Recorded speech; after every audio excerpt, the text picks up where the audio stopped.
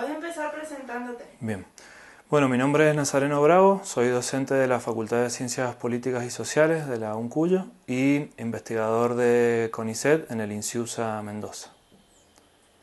Nazareno, ¿a qué nos referimos cuando hablamos de continuidades, transformaciones y rupturas, la nueva cuestión social en Argentina?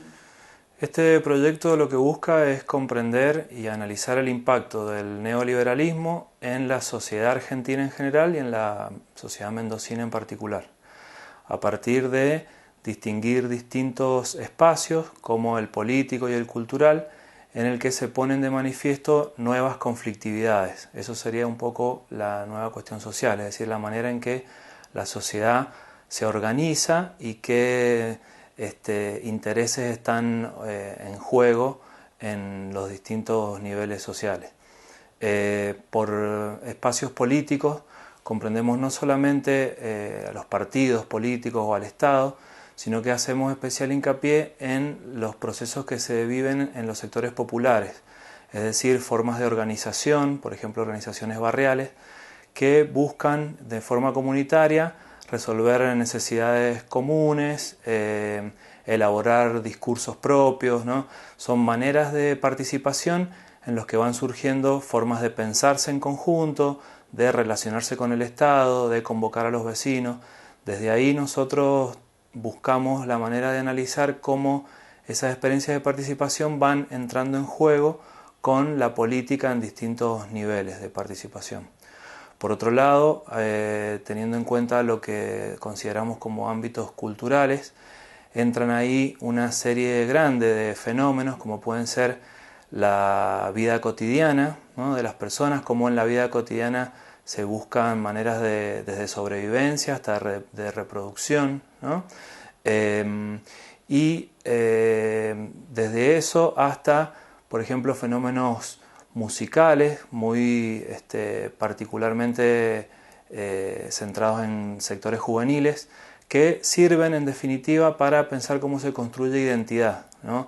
Desde dónde, desde qué parámetros se edifican un nosotros, ¿no? Y cómo ese nosotros implica una mirada sobre el presente, una visión del pasado y la posibilidad de pensarse a futuro.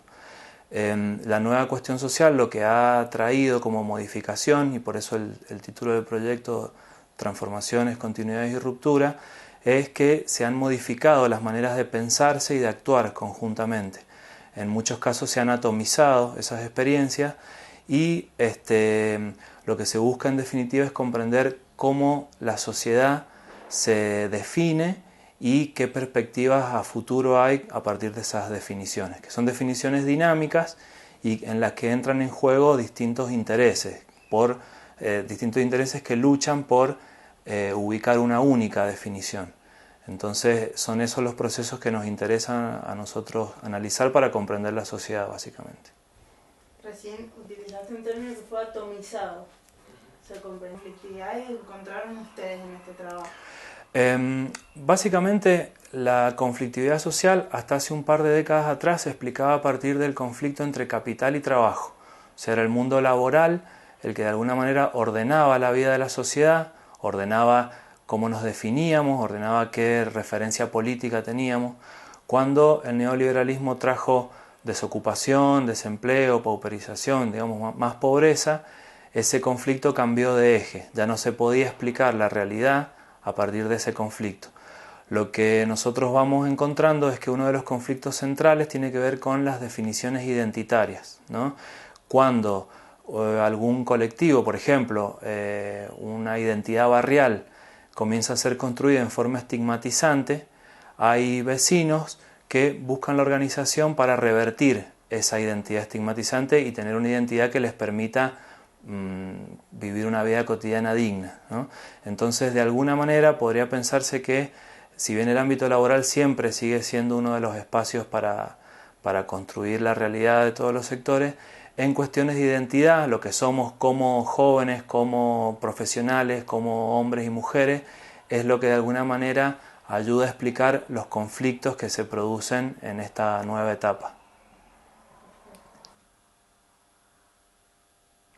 Bueno, un ejemplo un poco más concreto de esta nueva conflictividad social vinculada a la identidad puede ser mencionado a partir de experiencias de organización en barrios de gente humilde que por vivir en esos barrios carga con una identidad, con un estigma, con una manera de ser hablado y pensado que lo pone siempre en un lugar o de sospecha o de peligrosidad o de inclusive hasta de vagancia.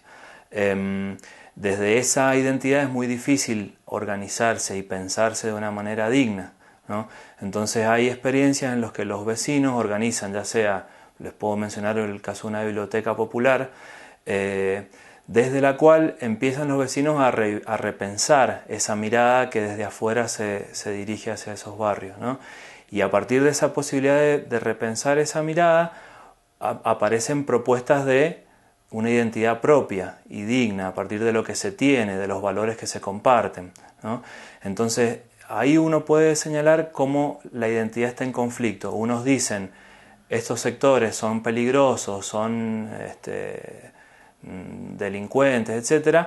Y desde dentro de esos sectores se busca una mirada por lo menos complementaria de esa opinión. Y en muchas veces una mirada transformadora, si no, no somos esto, somos otra cosa. A partir de organizarse conjuntamente, de mostrar las capacidades artísticas, culturales, políticas que tienen, es posible entonces, ver cómo la identidad está ahí en conflicto y siempre uno tiene que tener en cuenta que el poder o la capacidad que tienen las organizaciones barriales de presentarse o de estructurar su identidad siempre está en oposición a actores muy poderosos, como por ejemplo los medios de comunicación, que son una de las principales fuentes de identificación, ¿no? Entonces son luchas desparejas, pero en las que nosotros intentamos reconocer y analizar y comprender esas experiencias para poder profundizarlas, para poder darles herramientas a que tengamos una sociedad un poco más justa, ¿cierto? ¿Cómo llevaron a cabo el trabajo, la experiencia de campo? En general, las investigaciones que desarrollamos se mueven dentro de lo que nosotros consideramos una perspectiva cualitativa. Es decir, no interesa tanto la cantidad o los números por los que uno podría interpretar esa experiencia, sino más bien tenemos mucho en cuenta el punto de vista de los propios involucrados en esas actividades, en este caso de los vecinos, podría ser pensado. Entonces lo que hacemos nosotros es, primero, organizar un marco teórico para acercarnos a esos barrios, y en el barrio mismo utilizamos distintas herramientas de investigación que pueden ser entrevistas grupales, entrevistas individuales, observaciones. La búsqueda en definitiva siempre es el de tomar contacto directo con esas experiencias de participación e intentar comprender el punto de vista de la gente que participa ahí. Después, con todo ese material, nosotros hacemos una elaboración un poco más de análisis, de teoría, pero siempre está la búsqueda de hacer confluir lo teórico con la mirada en la realidad concreta. ¿Cuál fue la hipótesis de la cual partieron con esta investigación?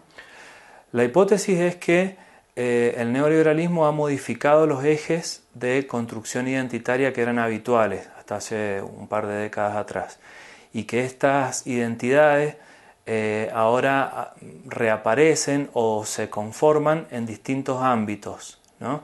Uno de esos ámbitos son las experiencias de participación política, cultural, comunitaria. Lo que estamos nosotros tratando de elaborar es qué tipo de identidad se puede construir a nivel social a partir de esas experiencias que muchas veces son experiencias muy reducidas en tamaño.